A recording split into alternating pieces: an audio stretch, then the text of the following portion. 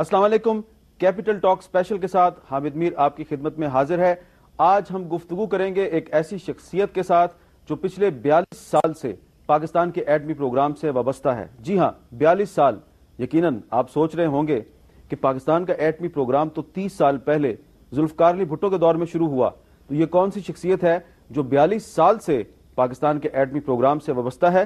تو اس شخصیت سے ہم آج آپ کی ملاقات کروائیں گے، اور آپ کو یہ میں بتاتا چلوں کہ یہ اس شخصیت کا پہلا باقاعدہ انٹرویو ہے، اور یہی وہ شخصیت ہے جو حال ہی میں پاکستان کے شاہین اور غزنوی میزائلوں کے کامیاب تجربات میں بھی مصروف تھی، اور یہ تجربات بڑے کامیاب رہے. میں آپ کا تعارف کرواؤں گا جناب ڈاکٹر سمر مبارک من سے، جو چیئرمین ہیں national scientific and engineering commission کے. 42 سال سے پاکستان کے ایٹمی پروگرام کے ساتھ وابستہ ہیں. ڈاکٹر صاحب، سب سے پہلے تو یہ بتائیے کہ یہ ہمارا ایٹمی پروگرام کب شروع ہوا؟ 1962 میں جب میں اس پروگرام سے منسلک ہوا تو اس وقت جو پہلا فیز تھا، جو پہلا دور تھا اس کا، اس میں جو اس کے لیے مین پاور چاہیے تھی، جو ہیومن ریسورس چاہیے تھا، اس کی تیاری کا مرحلہ شروع ہوا. بہت تعداد میں پاکستان اٹامک انرجی کمیشن نے لوگوں کو پڑھنے کے لیے، پی ایچ ڈیز کرنے کے لیے ملک سے باہر بھیجا، دنیا کی بہترین یونیورسٹیز میں بھیجا، اور اسی دور میں میں بھی پی ایچ ڈی کرنے کے لیے آکسفورڈ گیا. تو یہ 70 کے عشرے میں اور 80 کے عشرے میں مین پاور کو بڑھایا گیا اور اس کو ٹرین کیا گیا اور ان کو پڑھایا لکھایا گیا. اس کے ساتھ ساتھ Pakistan institute of nuclear science and technology, جس کو پنسٹیک کہتے ہیں، اس کا قیام ہوا. وہاں پہ ایک ریسرچ ڈائریکٹر نافذ کیا گیا. اس وقت ملک میں 2 حصے تھے، اور ایسٹ پاکستان اور ویسٹ پاکستان. اس وقت ڈھاکے میں بھی ایک ریسرچ ڈائریکٹر اور ایک اٹامک ایکسلریٹر لگایا گیا، اور وہاں پہ بھی سائنٹسٹ بہت سارے تیار کیے گئے. تو یہ بیسکلی اس وقت ریسرچ کے لیے کچھ فیسلٹیز لگائی گئی ملک میں، اور لوگوں کو پڑھانے لکھانے کے لیے باہر بھیجا گیا. تو جب 1974 میں انڈیا نے اٹامک ٹیسٹ کیا، اس وقت ہماری ملک میں وزیر اعظم اس وقت کے ذوالفقار علی بھٹو صاحب یہ عزم کر چکے تھے کہ پاکستان نے بھی اٹامک پروگرام اور نیوکلیئر ویپنز پروگرام اپنا چلانا ہے. تو جب 74 میں یہ انڈیا کا اٹامک ٹیسٹ ہوا، تو پھر اس وقت یہ عزم جو تھا یہ ایک عمل کی شکل اختیار کر گیا. تو ہم یہ کہہ سکتے ہیں کہ ریسرچ جو ہے وہ 60s میں شروع ہو گئی تھی. ریسرچ 60s میں شروع ہو گئی اور تھی، اس پر عمل درآمد جو ہے وہ 70s میں شروع ہوا. اور 70s میں وہ ریسرچ جو تھی اس نے ایک اٹامک پروگرام کی شکل لے لی. آپ نے 1962 میں اس ریسرچ کو جوائن کیا؟ جی، میں نے 1962 میں اٹامک انرجی کمیشن جوائن کر کے اور اس ریسرچ کے ساتھ منسلک ہوا اور اس کا آغاز کیا. اچھا ڈاکٹر صاحب، یہ بتائیے کہ atomic energy commission of Pakistan کے سابق چیئرمین مرحوم منیر احمد خان صاحب نے ایک دفعہ ہمیں بتایا تھا کہ ہمارا پہلا کول ٹیسٹ 1983 میں ہوا تھا. اس کے حوالے سے کچھ بتائیں گے؟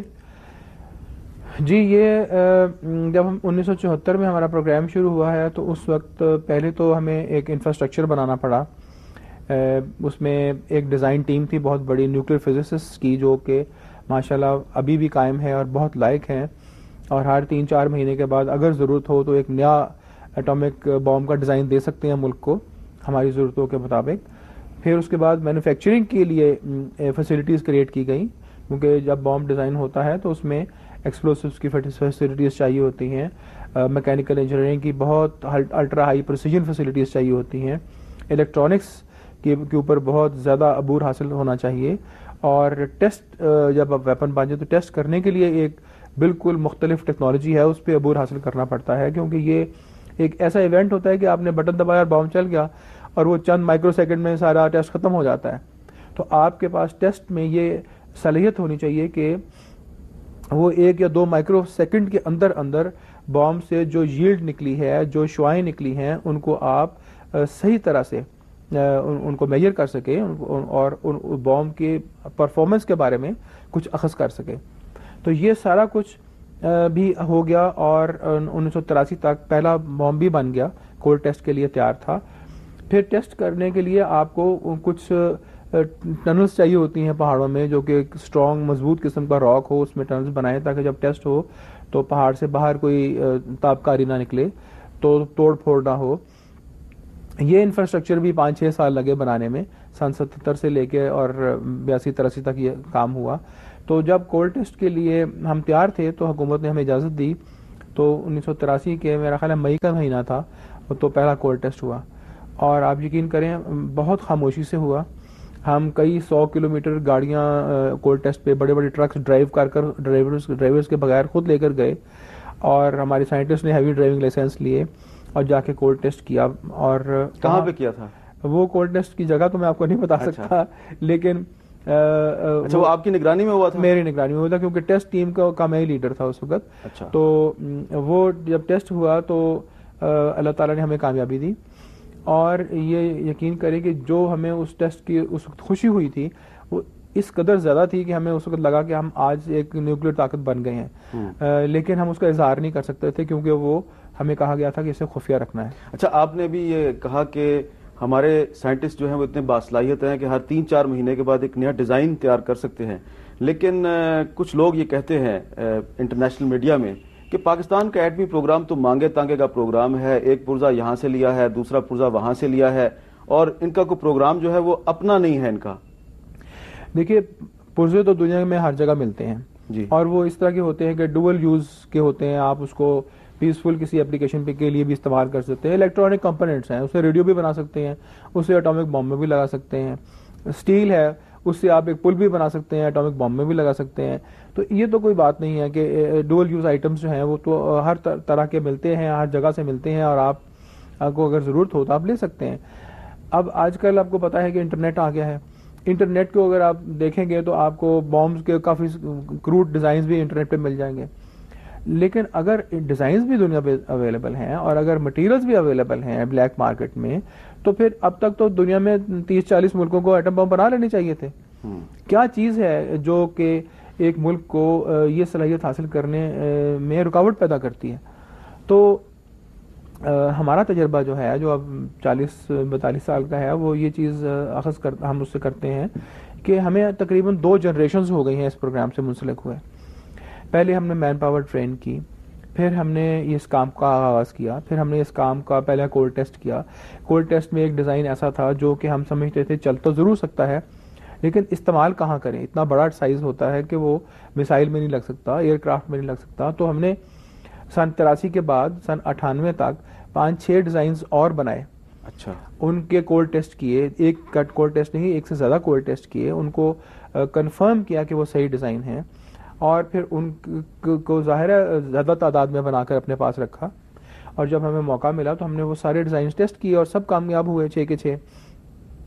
اب اس تجربے سے گزرنے کے بعد اور اتنے سارے اس پروگرام پہ کام کرنے کے بعد, اور میں نے آپ کو انٹرنیٹ کا بھی ذکر کیا اور مٹیریلز کا بھی ذکر کیا, یہ کہنے کے بعد میں سمجھتا ہوں کہ یہ کسی کے دماغ میں شبہ نہیں ہونا چاہیے کہ بلیک مارکیٹ سے 4 کمپوننٹس لے کر, انٹرنیٹ سے کوئی ڈیزائن لے کر, اور یہ آسان کام ہے جو ہر کوئی کر سکتا ہے.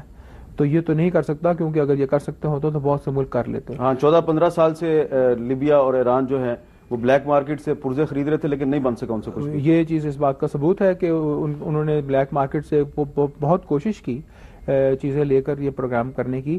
لیکن جو باٹم لائن ہے وہ یہ ہے کہ جب تک ایک ملک میں وہ ہیومن ریسورس نہ ہو جو اس کام کو اس حد تک سمجھتا ہو کہ اس کو زیرو سے خود اٹھا کر اور 100% خود نہ کرنے کے قابل ہو, تب تک یہ کام نہیں ہو سکتا. ایک اور اہم چیز ہے وہ بتائیے.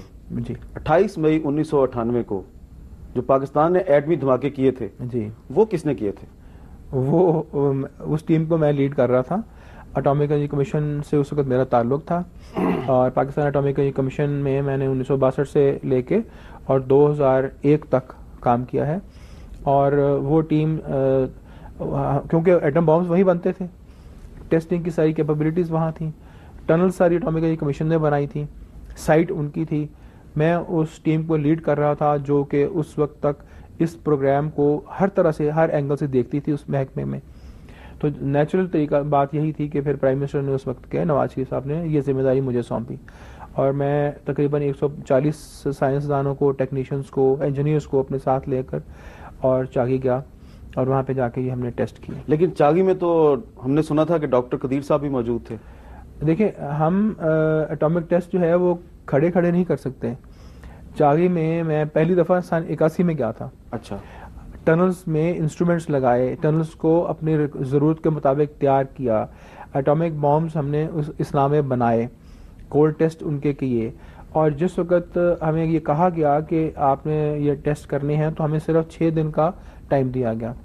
یہ کام 6 دن کے کرنے کا نہیں ہوتا، اور یہ صرف 6 دن میں اس لیے ہو گیا کہ ہم اس پروگرام سے اور ٹیسٹ سائٹ سے اور ٹیسٹنگ کے پروسیجرز طریقہ کار سے پوری اپنے 20-25 سال سے منسلک تھے، اور ہم نے یہ سارے پروسیسز اور سارے طریقہ کار خود ڈیولپ کیے تھے. تو ٹیکنیکلی ہمیں اس پہ پورا عبور حاصل تھا. تو یہ جب ٹیسٹ ہوئے ہیں اس وقت ہماری ٹیم وہاں پہ تقریباً 20 مئی کو گئی تھی، اور 28 مئی کو الگ صبح ٹرنز پلگ ہو گئی تھی، ٹیسٹ کی پوری تیاری ہو گئی تھی، اور 28 مئی کو تقریباً دوپہر کو 3 بجے کا ٹائم متعین کیا گیا تھا ٹیسٹ کرنے کے لیے. تو اس وقت 15 منٹ پہلے 2:45 بجے کے قریب ہمارے کچھ مہمان آئے ٹیسٹ دیکھنے کے لیے، جس میں ڈاکٹر قدیر خان صاحب بھی موجود تھے. ٹیسٹ دیکھنے کے لیے آئے تھے؟ اور وہ ٹیسٹ دیکھنے کے لیے آئے تھے، اور یہ ان کی زندگی کی پہلی وزٹ تھی چاغی پہ. اچھا. ہاں جی. اور وہ ہمارے اٹامک انرجی کمیشن کے چیئرمین کے انویٹیشن پر آئے تھے، اور وہ 15 منٹ پہلے آئے. اور ٹیسٹ اس وقت تو ہم ٹیسٹ سائٹ پر سے کو 15-20 کلومیٹر دور ایک ریموٹ سائٹ پہ کھڑے تھے جہاں سے ہم نے ٹیسٹ کرنے تھے. تو وہاں پہ آئے، انہوں نے ہمارے ساتھ دعا میں شریک ہوئے، اور پھر ہم نے ٹیسٹ کیا ان کی موجودگی میں، اور ان کو بھی ٹیسٹ دکھایا، اور مہمانوں نے بھی ٹیسٹ دیکھا. اچھا، عام دنیا میں لوگ سمجھتے ہیں کہ 28 مئی ہی کو ٹیسٹ ہوئے تھے، کیا 30 مئی کو بھی کوئی ٹیسٹ ہوا تھا؟ 28 مئی کو ہم نے 5 ٹیسٹ کیے تھے جی، اور ایک ٹیسٹ ہم نے 30 مئی کو کیا تھا. ایک ہماری اور ٹیسٹ سائٹ ہے جو چاغی سے تقریباً 150 کلومیٹر دور ہے، وہ ریگستان میں ہے، اور وہ زیر زمین ٹیسٹ تھا. اور چاغی کے ٹیسٹ جو تھے یہ پہاڑ کے اندر ٹنلز میں ٹیسٹ کیے گئے تھے. تو وہ ٹیسٹ 30 مئی کا جو آخری ٹیسٹ تھا ہمارے لیے انتہائی وہ اہمیت کا حامل تھا، کیونکہ اس ٹیسٹ میں ہم نے جو اپنی سب سے آخری ایٹم بم، جو لیٹسٹ ایٹم بم بنایا تھا، ڈیزائن جو بنایا تھا، اس کے ہم نے کولڈ ٹیسٹ بھی کیے ہوئے تھے. وہ ٹیسٹ ہم نے اس دن 30 مئی کو کرنا تھا. اور یہ بام سائز میں بہت چھوٹا ہے اور بہت زیادہ ایفیشینٹ اور طاقتور ہے، اور یہی بام ہمارے بہت سے جو اس وقت ڈیلیوری سسٹمز ہیں، میسائلز اور ایئر کرافٹ، ان میں لگتا ہے. تو یہ ہمارے لیے بہت اہم تھا کہ یہ ٹیسٹ کامیاب ہو، اور اللہ تعالیٰ نے بہت اس میں ہمیں. تو مئی 1998 میں 5 نہیں بلکہ 6 ایٹمی ٹیسٹ کیے گئے تھے. جی، 6 ٹیسٹ کیے. اچھا ڈاکٹر صاحب، ہم آپ سے سن رہے ہیں پاکستان کے ایٹمی پروگرام اور ایٹمی دھماکوں کی کہانی، اور یقیناً ایک عام پاکستانی جو ہے وہ ہمیشہ اس پر بڑا خوش ہوتا ہے کہ پاکستان ایک ایٹمی طاقت بن چکا ہے.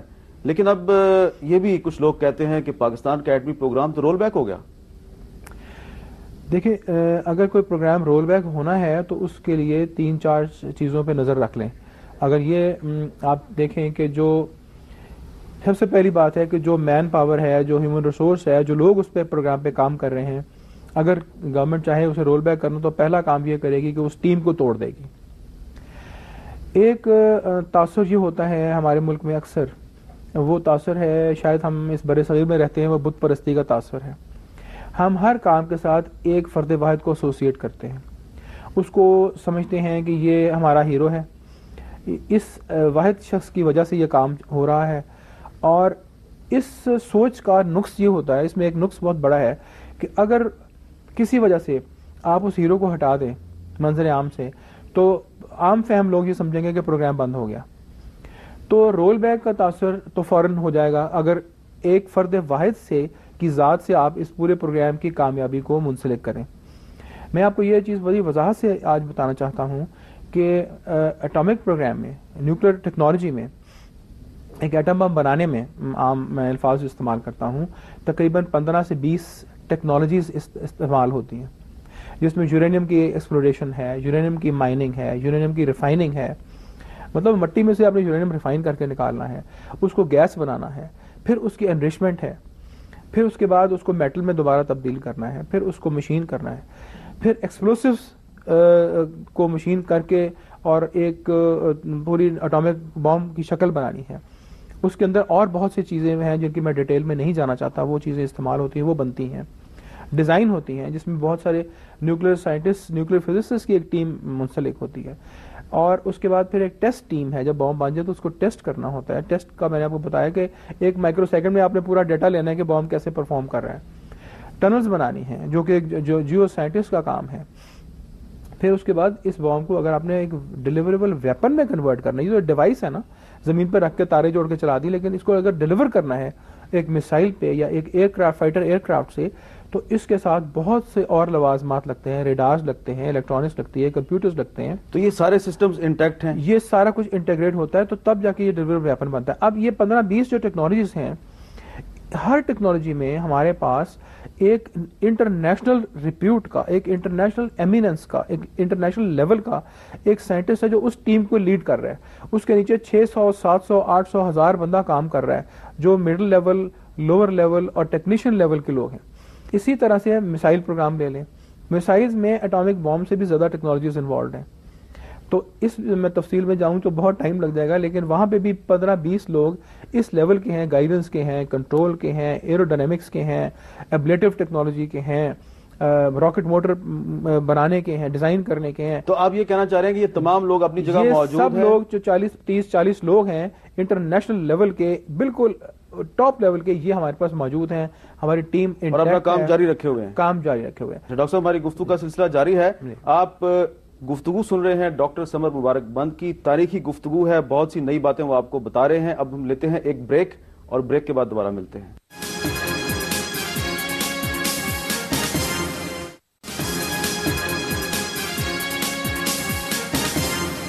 Welcome back. جی ڈاکٹر صاحب آپ کہہ رہے تھے کہ تمام لوگ اپنی جگہ پہ کام کر رہے ہیں، پروگرام رول بیک نہیں ہوا. جی بالکل. اور دوسری چیز جو ہے وہ دیکھنے والی یہ ہے کہ جب آپ پروگرام کو رول بیک اگر گورنمنٹ کرنا چاہے تو وہ ہمارے بجٹ کو کٹ کر سکتی ہے. اگر میں آپ کو یہ اشور کروں کہ ہمارا بجٹ ہر سال جو ہماری ضروریات ہوتی ہیں اس کے مطابق ہمیں ملتا ہے، کبھی کٹ نہیں ہوتا. اور اب بھی ہمارا بجٹ اسی طرح سے برقرار ہے اور کئی سالوں سے برقرار ہے. اور گورنمنٹ اس پروگرام کو آگے بڑھانے میں بھی بہت سیریس ہے. تو اس لحاظ سے میں آپ کو یہ اشورنس دیتا ہوں کہ ہم جو بجٹ ہمیں درکار ہوتا ہے وہ ہمیں ملتا ہے.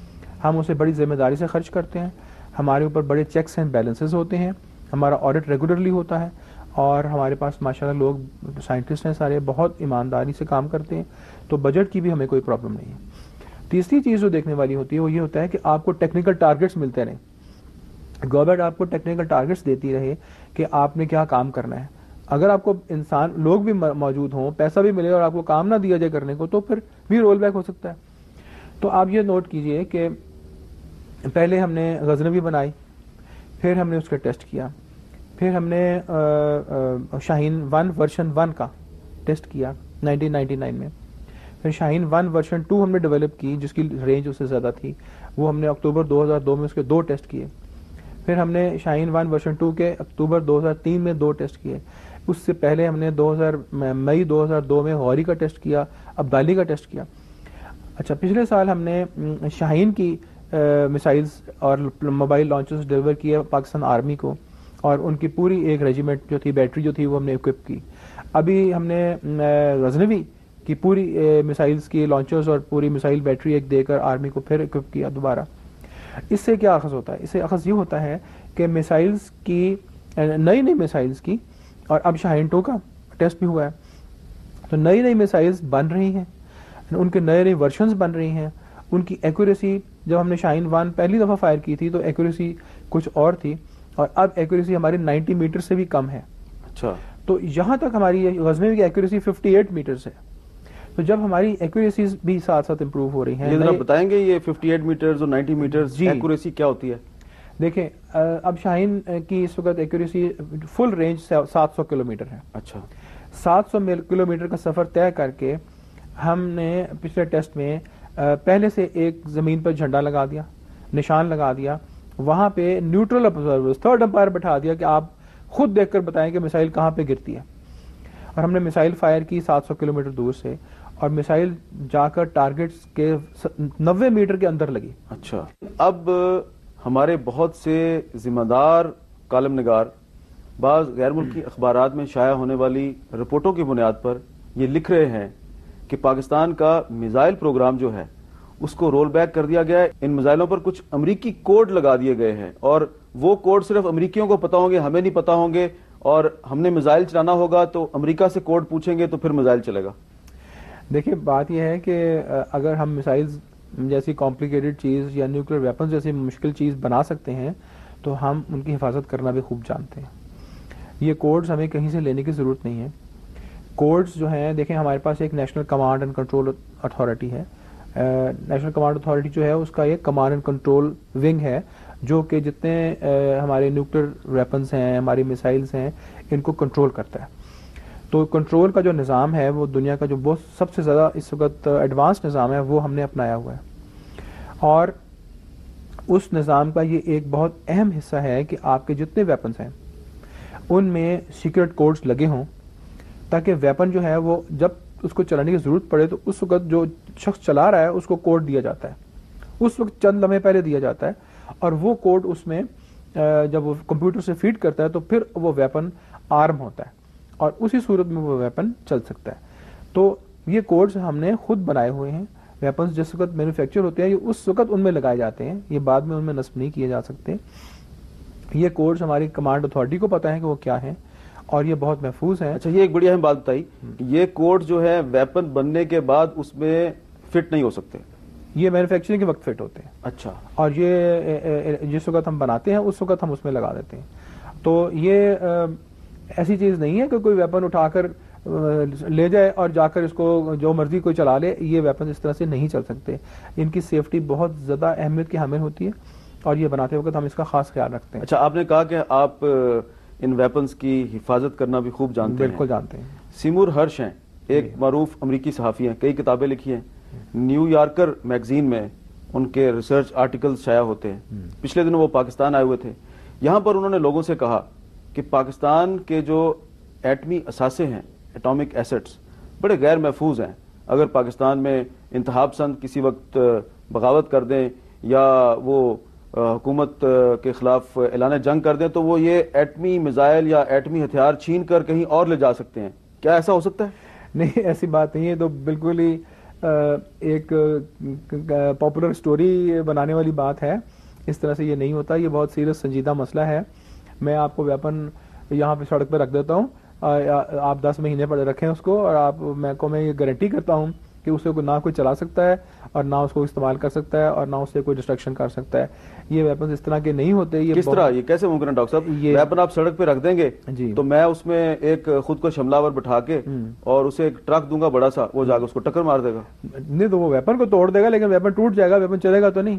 چلے گا نہیں. اٹامک بام جو ہے اگر ایک ہوائی جہاز میں یا ایک میسائل میں لگا ہو اور آپ اس کو فائر کر دیں اور وہ جہاز فرض کریں کہ خدا نخواستہ آپ کے اپنے ملک میں کریش ہو جائے تو وہ ویپن تو نہیں چلے گا. اچھا, وہ ویپن ٹوٹ جائے گا لیکن وہ گر کے زمین پر چلے گا نہیں. اس کو چلانے کا ایک طریقہ کار ہے, ایک نظام ہے. اس کی جب تک وہ فالو نہیں ہوتا اس کو پہلے اس کو آپ کوڈ دیتے ہیں, پھر اس کو چلانے کا ایک خاص نظام ہے. اگر ویپن کو آپ زمین پہ گرا دیتے ہیں تو وہ پھٹ جائے گا لیکن وہ نیوکلیر ایکسپلوژن نہیں ہوگی. اچھا, ہاں, اس میں جو ایکسپلوسو ہے وہ پھٹ جائے گا لیکن اس کے اندر جو نیوکلیر ایک ریئیکشن ہونا ہے وہ نہیں ہوگا. تو وہ تو ایسے ہی ہوگا جیسے آپ نے 100 کلو گرام بارود پھاڑ دیا. تو یہ جو سیمور ہرش صاحب جو بڑے ہی سینئر امریکی صحافی ہیں, وہ جب ایسی چیز لکھتے ہیں تو کیا انہیں معلومات نہیں ہوتی یا ویسے وہ پروپیگنڈا کے طور پہ لکھتے ہیں؟ میرا خیال ہے کہ وہ ان کے عزائم کچھ پروپیگنڈا کے ہوں گے یا جیسے میں نے کہا نا ایک پاپولر سٹوری شائع کرنے کے ہوں گے. وہ اس میں کوئی سائنس نہیں ہے ان کی بات میں. اچھا, اس طرح ویپن نہیں چلتے. اچھا, اب ہم میزائلوں کی بات کریں تو یہ بتائیں کہ جو پچھلے دنوں آپ نے غزنوی میزائل جو ہے اس کا تھوڑا سا بتایا ہے, یہ شاہین کیا ہے؟ شاہین 2 کو بھی فائر کر دیا آپ نے. شاہین 2 اس وقت ہمارا جتنے میسائلز پاکستان میں بن رہے ہیں, ہتف 1 سے لے کے اور پھر عبدالی ہے, پھر غزنوی ہے, پھر شاہین 1 ہے ورژن 1, شاہین 1 ورژن 2 ہے, پھر یہ ہے شاہین 2 ہے. یہ تمام جو میسائلز ہیں ان سب میسائلز میں سے پوری فیملی میں اس وقت فرنٹ لائن میسائل ہیں. یہ شاہین 2 ایک سالڈ فیول میسائل ہے. یہ بہت بڑی میسائل ہے, اس کا وزن تقریباً 25 ٹن ہے اور یہ 2 سٹیجز پہ مشتمل ہے. اس کی ایک راکٹ موٹر ہے جو شروع میں چلتی ہے جب لفٹ آف ہوتا ہے, وہ اس کو ایک ہائٹ تک پہنچاتی ہے, تقریباً 25 کلومیٹر ہائٹ تک پہنچاتی ہے. اس کے بعد پھر سیکنڈ سٹیج کی راکٹ موٹر وہ ایکٹیویٹ ہوتی ہے, وہ چلتی ہے, اور پہلے سٹیج کی راکٹ موٹر جو ہے وہ اس وقت علیحدہ ہو جاتی ہے. پھر سیکنڈ سٹیج جو ہے وہ اس کو لے کر مدار میں تقریباً 130 کلومیٹر ہائٹ تک پہنچاتی ہے. اس کے بعد پھر اس کا جو ری انٹری وہیکل ہے جس میں وار ہیڈ بھی شامل ہے اور گائیڈنس اینڈ کنٹرول جو terminal guidance and control system ہے وہ بھی شامل ہے. وہ اس کو ری انٹری وہیکل کہتے ہیں. پھر وہ علیحدہ ہوتا ہے دوسرے اسٹیج کی موٹر سے, وہ اس کو لے کے آگے بڑھتا ہے اور وہ اس میں بڑے ایکوریٹ کریکشنز کر کے اور اس کو پھر تقریباً 600 کلومیٹر کی ہائٹ تک, بلندی تک لے کر جاتا ہے اور وہاں سے پھر اس کو نیچے لاتا ہے اور یہ ایٹماسفیئر میں داخل ہوتی ہے اور اپنے ہدف پہ جا کے لگتی ہے. پہلے یہ 600 کلومیٹر اوپر جاتی ہے جی, تو آگے پھر اس کی رینج کتنی ہے؟ اس کی ٹوٹل رینج جو ہے وہ 2500 کلومیٹر ہے اس وقت. اور ہم نے اس کو ابھی جو فائر کیا ہے وہ تقریباً ہماری جو سمندری حدود ہیں جو پاکستان کے کنٹرول میں ہیں اس کے آخری حد تک فائر کیا ہے, جو کہ تقریباً 2000 کلومیٹر ہیں. تو ہم نے 1800 کلومیٹر کا ٹارگٹ اس لیے سلیکٹ کیا تھا. تو اس کی ٹوٹل رینج 2500 کلومیٹر. شاہین 1 میں اور شاہین 2 میں بنیادی فرق کیا ہے؟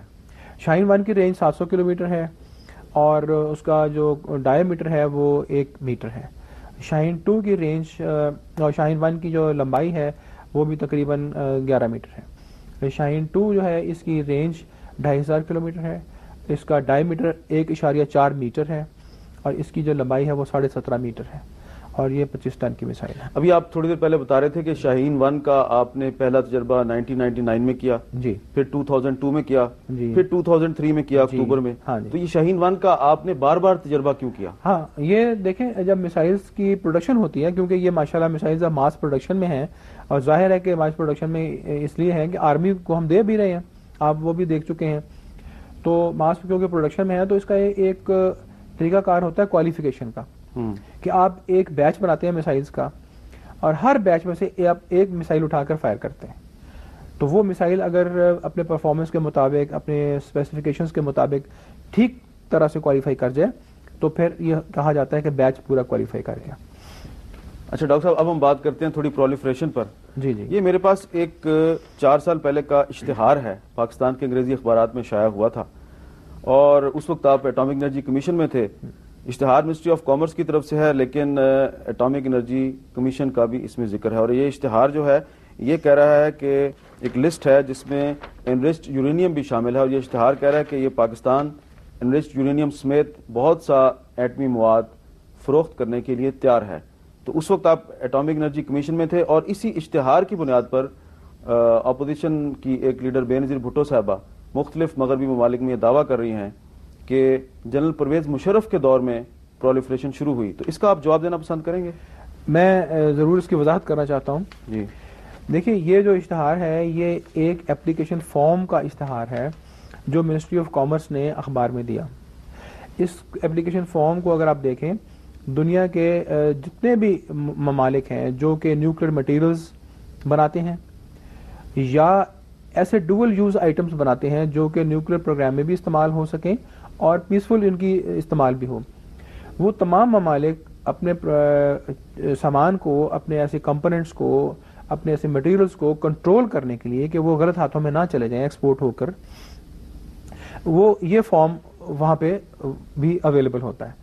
تو اگر کسی شخص نے اپنے ملک سے باہر کوئی بھی ایسا کمپوننٹ یا مٹیریل بیچنا ہو, اس کا کوئی خریدار کسی اور ملک سے ان سے دریافت کرے خریدنے کے لیے, تو وہ پہلے یہ اپلیکیشن فارم بھرتے ہیں اور اپنے منسٹری آف کامرس سے ہی اس کی اجازت لیتے ہیں ایکسپورٹ کی. اور منسٹری آف کامرس اس وقت پوچھتی ہے کہ جو لینے والا ہے وہ اسے کہاں استعمال کرنا چاہتا ہے, اس کی اینڈ یوز سرٹیفکیٹ مانگتا ہے. تو اینڈ یوز سرٹیفکیٹ سے وہ فیصلہ کرتے ہیں کہ یہ اس ملک کو ایکسپورٹ آئٹم ہونا چاہیے یا نہیں. تو اس کے بعد اگر وہ ایکسپورٹ لائسنس ان کی منسٹری آف کامرس گرانٹ کر دے تو پھر وہ آئٹم ایکسپورٹ ہو سکتا ہے, سیل ہو سکتا ہے. پاکستان نے بھی اپنے ایکسپورٹس کو, اپنے ایکسپورٹ کنٹرول کلچر کو دنیا کے ایڈوانس ممالک جو کہ نیوکلیر کنٹریز ہیں ان کی لیول پر لانے کے لیے ہی یہ فارم جو انٹرنیشنل فارم ہے اڈاپٹ کیا اور اپنے منسٹری آف کامرس کو کہا کہ آپ اس کی تشہیر کریں تاکہ اگر کوئی بھی ڈوئل یوز آئٹم اور نیوکلیر مٹیریلز کوئی اس ملک سے باہر بیچنا چاہے, اس کو باہر سے کوئی ریکویسٹ آئے تو پہلے وہ یہ فارم فل کر کے اپنی حکومت سے اجازت لے. یہ ایسی بات نہیں ہے کہ یہ مٹیریل ہم بیچنے کے لیے ہر وقت تیار ہیں, یہ صرف اس فارم کی تشہیر ہے کہ یہ مٹیریلز جو ہیں اگر کوئی ان مٹیریلز کی لسٹ میں سے کوئی آئٹم خریدنا چاہے تو یہ لسٹ آپ کے سامنے ہے, تو پھر آپ یہ فارم بھر کے پہلے گورنمنٹ سے اجازت لیں. کیا انریچڈ یورینیم پاکستان کسی ملک کو یا کسی ادارے کو یہ فارم بھرنے کے بعد فروخت کر سکتا ہے؟ دیکھیں, یہ تو انریچڈ یورینیم تو کتنی مقدار میں کوئی خریدنا چاہتا ہے. آپ سے 1 ملی گرام بھی کوئی خرید سکتا ہے. اس کی اپلیکیشنز ہوتی ہیں میڈیکل. آپ کو پتا ہے کہ کینسر ہاسپٹلس میں جتنی ٹریٹمنٹ ہوتی ہے وہ نیوکلیر مٹیریل سے ہوتی ہے جن میں سے تابکاری نکلتی ہے. اس تابکاری کو لوگ استعمال کرتے ہیں کینسر ٹریٹمنٹ کے لیے.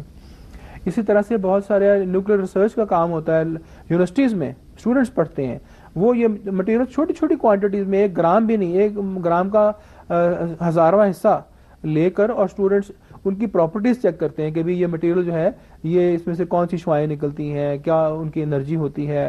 ہم اب جب اسٹوڈنٹس تھے آکسفورڈ میں تو ہم نے ان سب مٹیریلز کے ساتھ کام کیا ہوا ہے. یہ ریسرچ پرپسز کے لیے ہوتا ہے. تو اتنی تھوڑی کوانٹٹی میں, تعداد میں, مقدار میں اگر کسی نے کوئی مٹیریل کسی سے خریدنا ہو تو اس کے اوپر بھی ہمیں یہ ایکسپورٹ کنٹرول رجیم لگتی ہے. یہ اپلیکیشن فارم بھرنی پڑے گی, اپلائی کرنا پڑے گا اور بیچنے سے پہلے گورنمنٹ کی اجازت چاہیے ہوگی. جی ڈاکٹر صاحب, بڑی دلچسپ گفتگو ہو رہی ہے اور اب ہم لیتے ہیں ایک بریک, اور بریک کے بعد ہم دوبارہ ڈاکٹر سمر مبارک مند کے ساتھ اپنی گفتگو کے سلسلے کو جاری رکھیں گے.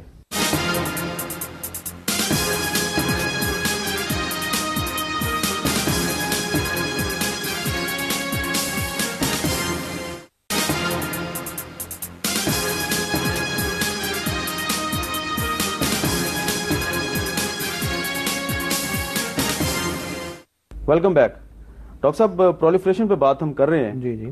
بہت سے مغربی اخبارات میں ایسی خبریں شائع ہوتی ہیں کہ جی کچھ لوگ جو ہیں وہ کچھ ڈرائنگیں بنا کے, کچھ نقشے بنا کے, کچھ فارمولے لکھ کر اگر باہر بھیج دیں تو وہ بہت بڑا خطرہ بن سکتے ہیں, اور اس طرح ایٹمی ٹیکنالوجی جو ہے, ایٹمی راز جو ہیں وہ کسی دوسرے کو منتقل ہو سکتے ہیں. تو کیا ایسا ممکن ہے؟ دیکھیے جی, میں اس بات کی بڑی وضاحت سے ایک بات کہنا چاہتا ہوں کہ اگر آپ اپنے ملک میں کام کر رہے ہیں اٹامک پروگرام پہ, آپ ایک اوتھ آف سیکریسی سائن کرتے ہیں پہلے دن. وہ اوتھ آف سیکریسی ہم سب لوگوں نے سائن کی ہوئی ہے, ہم اسے سمجھتے ہیں اور اس کے اوپر بہت سختی سے عمل کرتے ہیں. ہم نے 42 سال اس پروگرام پہ کام کیا ہے اور ہمارے محکمے میں یہ کلچر بڑی سختی سے نافذ تھا کہ ہم اپنے کام کے بارے میں اپنے دوسرے ڈائریکٹریٹ کو بھی نہیں بتائیں گے, جو کہ اٹامک انرجی کمیشن میں کے ہی ڈائریکٹریٹس ہیں. جس بندے کو جس انفارمیشن کی ضرورت ہو اس کو اس کی حد تک ہی محدود رکھا جاتا تھا. تو آپ اس میں سائنٹسٹ بھی ایک دوسرے کے ساتھ اپنے اپنے علیحدہ علیحدہ کاموں کا ذکر نہیں کرتے تھے. اچھا, یہ تو ہو گیا ایکٹ آف سیکریسی. لہٰذا اگر کسی سائنٹسٹ نے ایکٹ آف سیکریسی وائلیٹ کیا ہے کہ ملک سے باہر کوئی راز, کوئی ڈیزائن, کوئی کاغذ, کوئی ٹیکنالوجی کسی حد تک بھی فراہم کی ہے, تو وہ ایکٹ آف سیکریسی کی وائلیشن ہے. اور یہ میں سمجھتا ہوں کہ قوم کے ساتھ بہت بڑی زیادتی ہے, کیونکہ یہ ایک ٹرسٹ ہے جو ہم پر پہلے دن ایک قوم کرتی ہے, تو اس ٹرسٹ کو وائلیٹ نہیں کرنا چاہیے. اب رہ گئی بات پرولیفریشن کی. پرولیفریشن کو میرا خیال ہے کہ ہمیں, یہ اب میں دنیا کی کانٹیکسٹ میں بات کر رہا ہوں کہ دنیا نے کہا کہ پاکستان نے پرولیفریشن کی ہے. اس میں ایک بڑی واضح بات ہے, وہ یہ ہے کہ کیونکہ ہم ایکسپیریمنٹلسٹ ہیں, ہم نے تو کام کیا ہے. مجھے اگر کوئی ڈرائنگز دے دے اور فارمولے دے دے اور کہے کہ آپ یہ کام ایٹم بم بنا لیں, تو کیا میں بنا سکتا ہوں؟ مجھے اس کے لیے ٹریننگ چاہیے ہوگی, مجھے اس کے لیے وہ مشینز چاہیے ہوں گی جس سے ایٹم بم بنتا ہے, مجھے اس کے لیے را مٹیریلز, کمپوننٹس چاہیے ہوں گے جس سے کہ مشینوں پہ میں وہ چیزیں مٹیریل یوز کر کے بنا سکوں. اور سب سے بڑی بات, جب چیز بن جائے تو مجھے اس کے لیے ٹیسٹ اکوپمنٹ چاہیے ہوگی کہ ٹیسٹ بھی کروں کہ وہ ٹھیک چیز بنی ہے کہ نہیں بنی. اب یہ 5 چیزیں ہیں, ڈیزائن ہے, ٹریننگ ہے, مٹیریلز ہیں, مشینز ہیں اور ٹیسٹ اکوپمنٹ ہے. اب ان میں سے اگر کسی ملک کو جس کو کہ یہ پروگرام کا کچھ نہیں پتا, ان میں سے کوئی 1 یا 2 چیزیں, سٹیپس جو ہیں وہ فراہم کر دیے جائیں, تو وہ ایٹم بم نہیں بنا سکتا.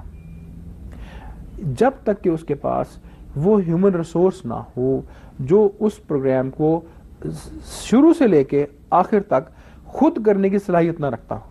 یعنی کہ آپ یہ کہہ رہے ہیں کہ اگر کسی نے ایران کو یا لیبیا کو یا نارتھ کوریا کو کوئی ڈرائنگز, کوئی نقشے, کچھ سیکرٹس دے بھی دیے, تو جب تک اس کے پاس پراپر ٹرینڈ لوگ نہیں ہوں گے وہ ایٹمی ہتھیار نہیں بنا سکتے. جب تک وہاں پہ وہ پراپر لوگ نہیں ہوں گے جنہوں نے یہ تعلیم حاصل کی ہے, جن کے پاس یہ دماغی صلاحیت ہے اس کام کو کرنے کی شروع سے لے کے آخری حد تک, تب تک اگر آپ ان کو یہ چیزیں دیتے ہیں تو وہ ان اگر ان کے پاس صلاحیت ہے تو ان کا کام اگر 10 سال میں ہونا تو شاید 9.5 سال میں ہو جائے آپ کی مدد کی وجہ سے.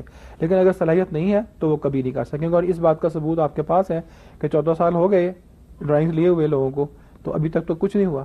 تو ڈاکٹر صاحب پھر یہ بلیک مارکیٹ کیا ہے؟ کیوں انٹرنیشنل ایٹامک انرجی ایجنسی جو ہے وہ بلیک مارکیٹ سے خوف زدہ ہے اور کہتی ہے جی بہت سے سائنسدانوں کے بلیک مارکیٹ کے ساتھ رابطے ہیں؟ ہاں, بلیک مارکیٹ میں نے پہلے بھی آپ سے ذکر کیا تھا کہ بلیک مارکیٹ جو ہے آپ کے پروگرامز کے جو ٹائم ہے اس کو تھوڑا سا کٹ شارٹ کر سکتی ہے. آپ کو اگر کچھ سال لگنے ہیں, 10 سال لگنے ہیں کام کرنے میں, تو آپ 8 سال میں شاید کر لیں اگر کچھ چیزیں آپ کو بازار سے مل جائیں. لیکن اگر آپ کو صرف کچھ چیزیں بازار سے مل جائیں اور آپ باقی کچھ کرنے کی آپ میں صلاحیت نہ ہو تو آپ تو کہیں نہیں پہنچ سکتے. تو یہ چیز سمجھنے والی ہے کہ 2 جنریشنز کے اوپر 40 سال میں ہمارے پاس ایک صلاحیت بنی ہے. ہزاروں لوگ, 50,000 لوگ ہمارے پاس موجود ہیں کام کرنے کو, کام کو سمجھتے ہیں. مشینز ہیں, انفراسٹرکچر ہے, مٹیریلز ہیں, ہمارا اپنا یورینیم ہے, تو سب کچھ ہمارے پاس ہے. اگر مجھے آج کہیں سے کوئی تھوڑا سا لوہا خریدنا پڑے, یا میری اسٹیل مل میں نہ بنتا ہو, یا کوئی نٹ بولٹ خریدنے پڑے جو پاکستان میں دستیاب نہ ہو, یا کوئی الیکٹرانک کمپوننٹس لینے پڑے جو ریڈیو میں بنانے میں بھی لگتے ہیں اور میرے ملک میں نہیں بنتے, اور تو ایسی چیز سے یہ ہوگا کہ میں بجائے اس کے اب ہر چیز خود بنانے شروع کر دوں. اگر مجھے بازار سے مل جائے تو میرا تھوڑا سا ٹائم بچ جائے گا. لیکن اگر مجھے صرف کوئی نٹ بولٹ دے دے اور 4 ٹرانزسٹر دے دے اور کوئی ایٹم بم بنا لو تو میں نہیں بنا سکتا. اچھا ڈاکٹر صاحب, آپ کی گفتگو سننے کے بعد بہت سے جو ویورز ہیں ان کے ذہنوں میں ایک سوال نے جنم لیا ہوگا, اور سوال بڑا جینون ہے. وہ سوال میں آپ کی خدمت میں پیش کرتا ہوں کہ اگر 1983 کا جو کول ٹیسٹ تھا وہ بھی ڈاکٹر سمر مبارک بند نے کیا, 28 مئی 1998 کے جو ایٹمی دھماکے تھے وہ بھی ڈاکٹر سمر مبارک بند نے کیے, تو پھر ڈاکٹر عبد القدیر خان نے کیا کیا؟ دیکھیں, میں نے آپ کو بڑی وضاحت سے پہلے بتایا کہ نہیں, وہ صرف ان کا کردار کیا تھا. پھر ان کا کردار بھی بہت اہمیت کا حامل تھا. اچھا, ہمیں ایٹمک بام ہم نے ڈیزائن کر لیا, ہم نے بنا لیا, اس کے لیے ہمیں فیول چاہیے تھا. آپ ایگزامپل لے لیں کہ ہم نے موٹر کار بنا لی, ہمیں پیٹرول چاہیے تھا. تو فیول جو ہے وہ انرچڈ یورینیم ہے, جس کو کہ آپ افسودہ یورینیم کہتے ہیں. وہ ڈاکٹر قدیر خان صاحب کے پاس ایک بہت ہی قابل ٹیم تھی, جو کہ بہت سے لوگ تو اس میں ایٹامک انرجی کمیشن سے ہی گئے تھے, فزسسٹ اور سائنٹسٹ, اور اس ٹیم کو ڈاکٹر صاحب نے منظم کیا.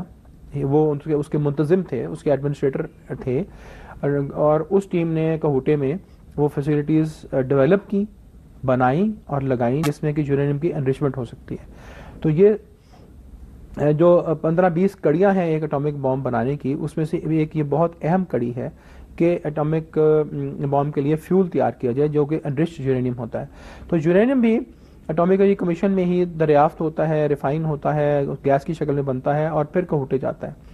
کہوٹے میں اس کی انرچمنٹ ہوتی ہے جو کہ ایک بہت اہم کام ہے, بہت مشکل کام ہے, اور بڑی خوبصورتی سے وہاں کے سائنٹسٹ نے کیا ہے, اور بہت بڑی وہاں ٹیم ہے 10-12 ہزار لوگوں کی جو وہ کام کر رہے ہیں. اور جب انرچ ہو جاتا ہے تو وہ یورینیم پھر واپس ایٹامک انرجی کمیشن کو ملتا ہے. تاکہ ڈاکٹر قدیر صاحب کا کارنامہ یہ ہے کہ انہوں نے فیول فراہم کیا, انریچمنٹ فراہم. اچھا, ایک اور چیز بتائیے کہ غوری میزائل میں اور شاہین میزائل میں کیا فرق ہے؟ کیونکہ یہ عام طور پہ سمجھا جاتا ہے کہ جو غوری میزائل تھا وہ ڈاکٹر عبد القدیر خان صاحب کا برین چائلڈ تھا. دیکھیں, غوری میزائل جو ہے وہ ایک میزائل ایسا ہے جو کہ لکوڈ فیول سے چلتا ہے. اچھا, شاہین میزائلز کی جو پوری فیملی ہے, شاہین ہے, غزنوی ہے, عبدالی ہے, یہ شاہین کی پوری سیریز, شاہین 1 ورژن 1 2 3 سب, یہ ساری سیریز جو ہے یہ سالڈ فیول میزائلز ہیں. تو سالڈ فیول کا جو کمپلیٹ نظام ہے یہ ہمارے جو میری آرگنائزیشن ہے NASSCOM, national engineering and scientific commission, یہ یہاں بنتی ہیں, یہاں ڈیزائن ہوتی ہیں, یہاں پہ ڈیولپ ہوتی ہیں, یہاں پہ ماس پروڈیوس ہوتی ہیں. اور جو غوری میزائلز ہیں اس کا پروگرام کہوٹے میں اس کی ابتدا ہوئی تھی. یہ لکوڈ فیول میزائل ہے, لیکن اس وقت اس کا بھی جو وار ہیڈز کا حصہ ہے وہ بھی ہماری ذمہ داری ہے, نیسکوم ہی میں بنتا ہے. کیونکہ وار ہیڈز چاہے شاہین سسٹمز کے لیے چاہیے ہوں, چاہے غوری کے لیے چاہیے ہوں, چاہے فائٹر ایئر کرافٹ کے لیے چاہیے ہوں, وہ نیسکوم ہی بناتا ہے. اچھا, اب 40 سال تک تو ایٹامک انرجی کمیشن سے وابستہ رہے جی, تو اب یہ نیسکوم بنا دیا گیا, اس کو بنانے کی کیا وجہ ہے, اس کا کیا کردار ہے؟ دیکھیں, ایٹامک انرجی کمیشن ایک ریسرچ کا ادارہ تھا, اور ریسرچ جو ہے وہ وہاں پہ ایک چیز کو ڈیولپ کیا جاتا ہے اور اس کو ٹیسٹ کر کے آپ ایک ایسی لیول پہ لے آتے ہیں کہ اب وہ استعمال کے یا ماس پروڈکشن کے قابل ہو جائے. لیکن جب آپ نے کسی چیز کی ماس پروڈکشن کرنی ہو, چاہے وہ میسائل ہوں, چاہے وہ نیوکلیر وارہیڈز ہوں, آپ نے بہت تعداد میں بنانے ہوں اور اس طرح سے بنانے ہوں کہ وہ فوج کے یا ایئر فورس کے استعمال کے لیے کے قابل ہوں, اس کے لیے ہمیشہ دنیا کے چاہے کوئی بھی ملک ہو اس میں ایک ڈیڈیکیٹڈ اور علیحدہ ادارہ قائم کیا جاتا ہے جو کہ نیوکلیر اسٹریٹجک ویپنز بنانے کی جس کی ذمہ داری ہوتی ہے. بہت بہت شکریہ ڈاکٹر سمر مبارک مند صاحب. گفتگو سن رہے تھے آپ ڈاکٹر سمر مبارک مند کی, اور گفتگو ابھی بہت لمبی ہو سکتی ہے لیکن ہمارے پاس وقت کی کمی ہے.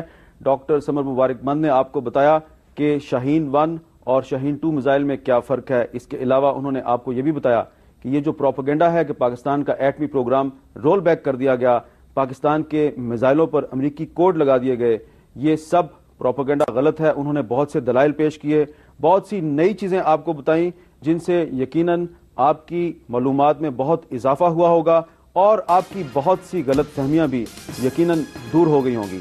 حامد میر کو اجازت دیجیے. اللہ حافظ.